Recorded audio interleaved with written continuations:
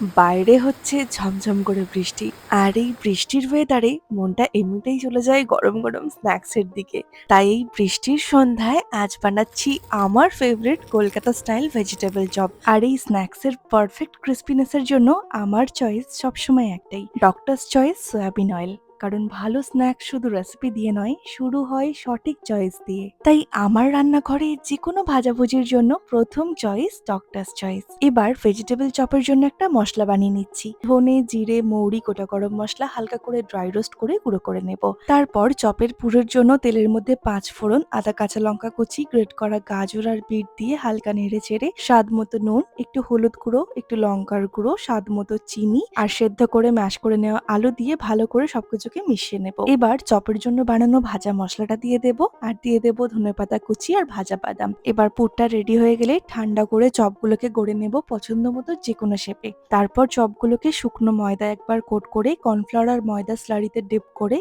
Bread crumbs আর coat করে নেব। এইভাবে সব চপগুলোকে গড়ে নিতে হবে। সব চপগুলো রেডি হয়ে গেলে এবার এগুলোকে গোল্ডেন ব্রাউন হওয়া পর্যন্ত ফ্রাই করে নেব।